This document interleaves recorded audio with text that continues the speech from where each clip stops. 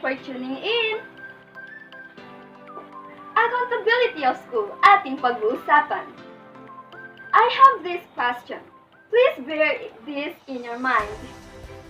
Is our school safe because of its accountability? Answer that later.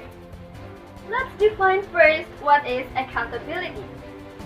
Maybe you've heard this phrase, you are accountable for your own actions.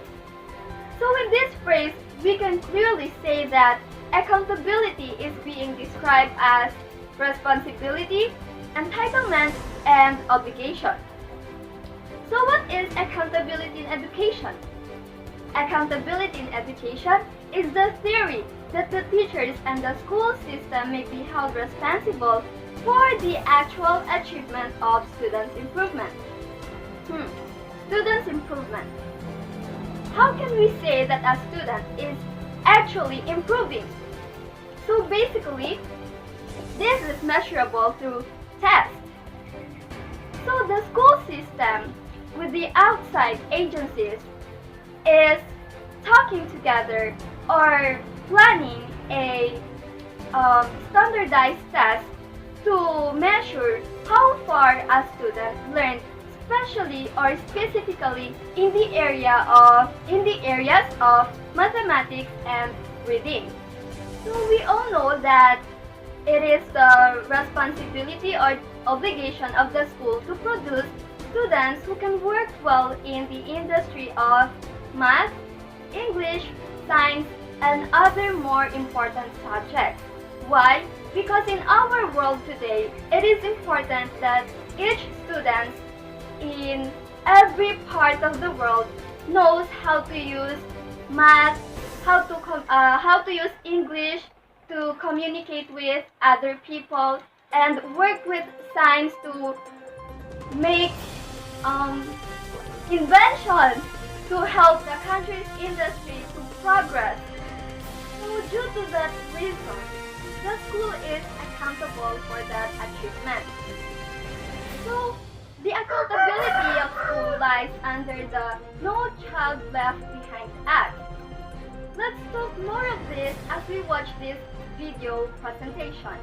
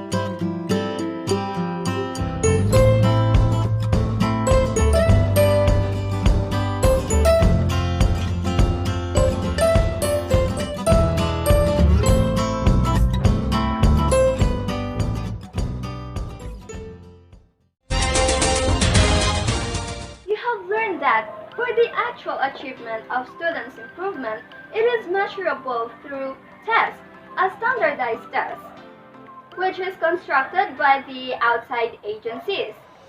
Here in the Philippines, we have a standardized test called namely National Achievement Test, which is also the favorite target of complaints here in the Philippines. Let's watch this video to know the reason behind. Kumpiyansa ang tugon ng mga mag-aaral na ito sa tanong ng kanilang guro. Ready na kayong graduate? Very good. Kung tutuusin, yan din ang tanong ng Department of Education taon-taon sa tuwing magpapa-National Achievement Test o NAT sa mga mag-aaral ng grade 6 at 4th year high school. Sinusukat kasi ng NAT kung gaano ba kahanda mag-high school o grade 7 ang mga grade 6 at kung gaano ba kahandang magkolehiyo ang mga 4th year high school. Kung ang pinakauling resulta ng NAT ang titignan, hindi pa handa ang karamihan sa mga nagmarcha. Noong nakaraang school year, ni wala pang 1% ng mahigit 3.3 million graduating students ang may mastered na achievement level o yung mga masasabing lubos nilang naunawaan ang kanilang mga aralin. Mahigit 40% ng mga grade 6 na kumuha ng NAT noon ang nasa moving towards mastery, habang halos 70% ng mga 4th year high school na nag-NAT ay nasa average lang. Kumbaga sa isang quiz na may 100 tanong, 35 hanggang 85 lang ang nasagutan ng tama ng karamihan sa mga nag-NAT. Pero sa NAT, walang bumabagsak. Hindi mo naman kailangang ipasa kasi nga hindi ka naman bagsak. Kung ano man ang kalagayan mo vis-a-vis dun sa competencies na nais nating malaman na matutunan nila. Halos 2 dekadang nagturo si Dr. Luis Tagayon bago naging punong guro sa iba't ibang pampublikong paaralan. Alam niya, mahirap talaga kapag hindi handa ang mga bata. Minsan meron kasi mga bata sa elementary hindi pa hindi makakabasa ng gusto. Kaya pagdating sa high school, kailangan pa magsisimula ka uli. Ang mahirap pa, tumatawid ang ganitong problema hanggang kolehiyo. Sa datos ng Commission on Higher Education, habang tumataas ang antas ng pag-aaral, unti-unting nababawasan ng mga mag-aaral. Gastos marahil ang pinakamalaking dahilan kung bakit may mga hindi na lang pumapasok. Pero di kaila na may mga pinanghihinaan ng loob dahil hindi makayanan ang mga gawain sa eskwela. Kaya dapat sana bago umabante ang mga mag-aaral sa susunod na baitang o antas. Kailangan mastery ang target, di ba? Kung grade 1, kailangan marunong na magbasa pagka-graduate ng grade 1. No? Pero kung hindi pa yung nagagawa, hindi katanggap-tanggap yun. Hindi dapat tayo magkasya ron. Dayaan. Isang guro naman ang eksklusibong idinetalye sa ABS-CBN ang iba't ibang klase ng pandaraya para sa naturang pagsusulit. Magbabandila si Zen Hernandez.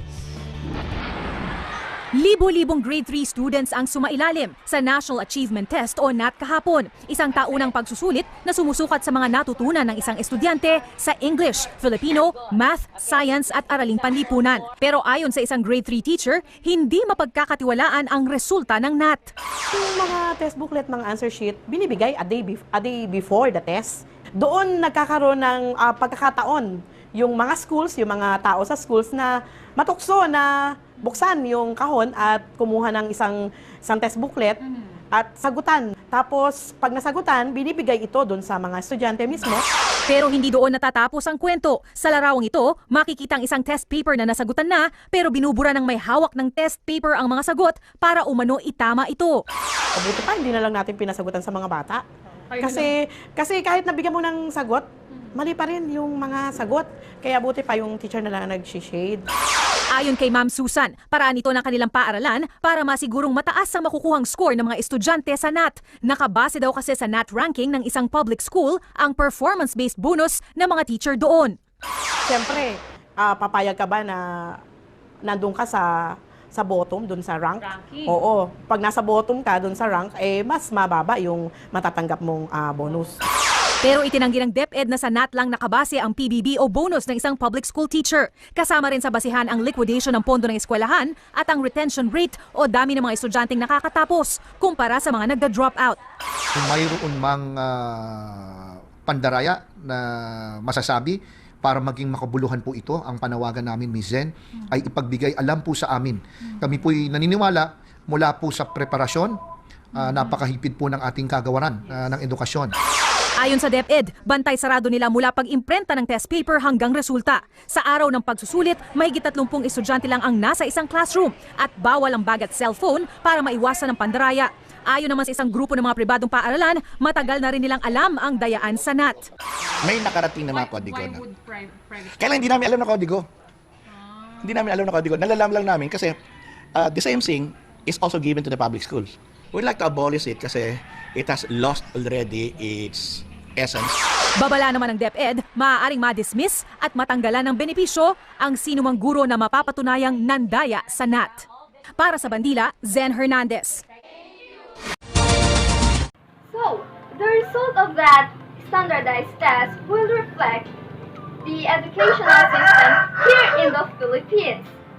So if a large number of students failed the test, meaning the schools failed to provide the essential learning needed for the students. So, from that news a while ago, let me ask you this question. Can data ever cause problems? Can it ever hurt? So I'll give you this situation. Just like The views and opinions expressed by the presenter during this report do not necessarily reflect the opinions of the City of Zamboanga and of Western Mindanao State University.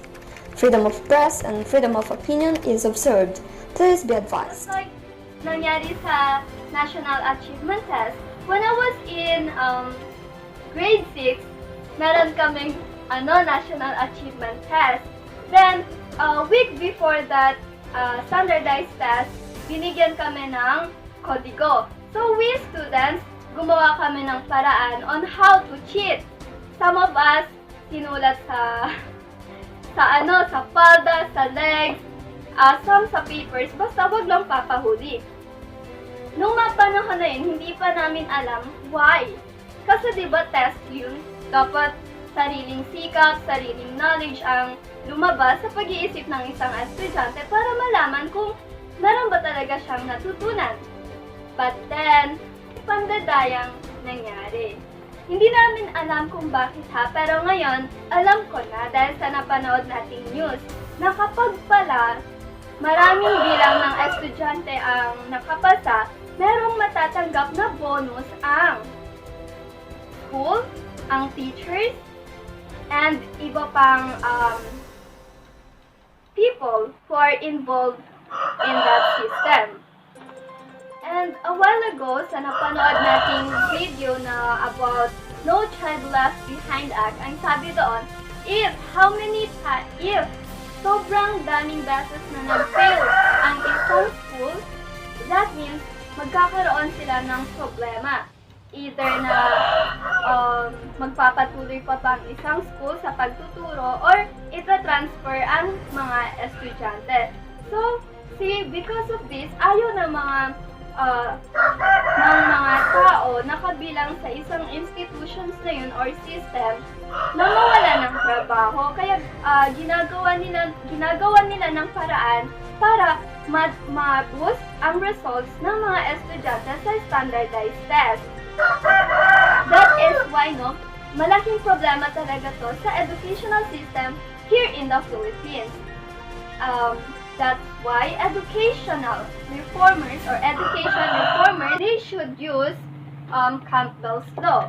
When we say education reform, it is the name given to the goal of changing public education.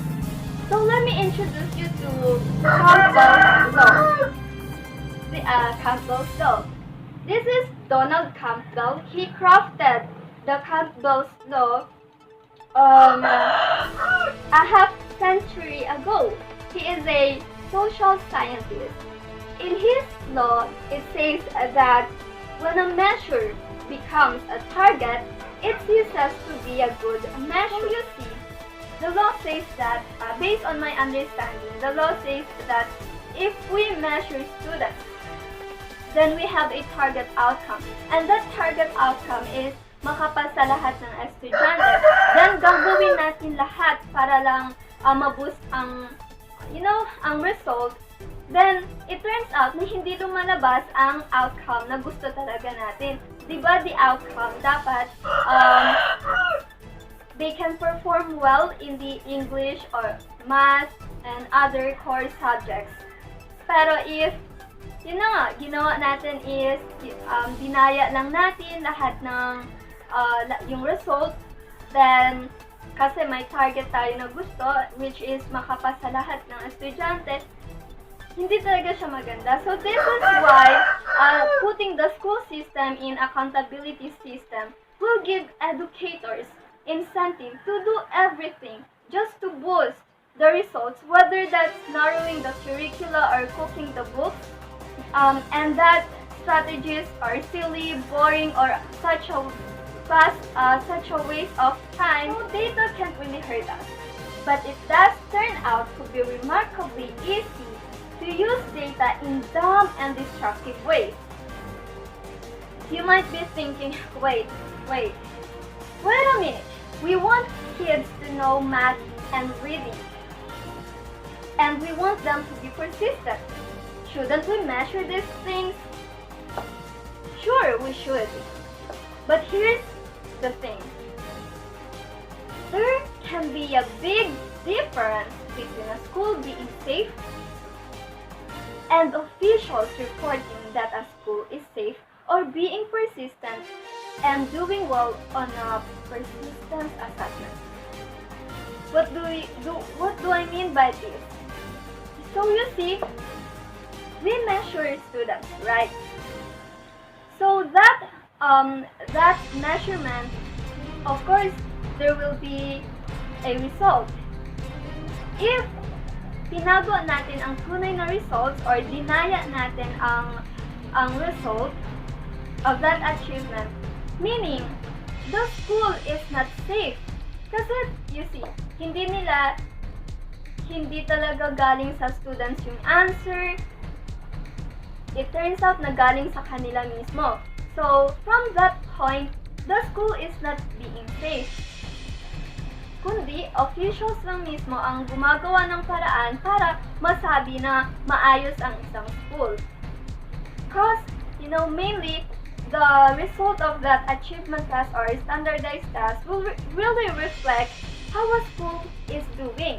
If that school is doing well when in terms of providing the students enough learning facilities where they can share their thoughts and information or etc.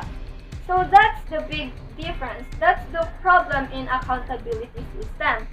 And what Campbell wants to say is that we should not shy away from accountability or measuring outcomes. But he wants to say that we need to be more careful, thoughtful, and attentive about how these measures get used than has been the norm. So, how we use those measures matters immensely. It really affects the students and the school. So we really should give importance to this kind of measures. Then, which means that it's not enough for accountability policies or district evaluation practices to be directionally correct. They need to be designed with an eye to ensuring that they don't break the law. Campbell's law, that is. So that is what for accountability of schools.